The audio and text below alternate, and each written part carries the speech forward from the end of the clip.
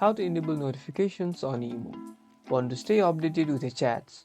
This guide shows you how to enable notifications on IMO so you can get the latest updates. First, open the IMO app and go to the Me page. Tap on the settings and then notifications. Here you can enable notifications for the app.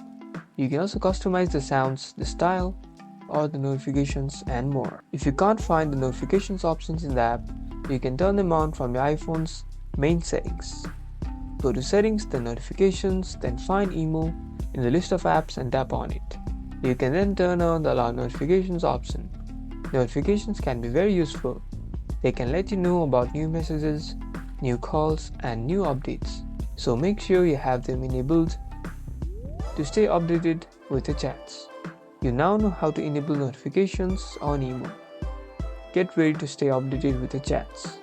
Like and subscribe for more iPhone app tips.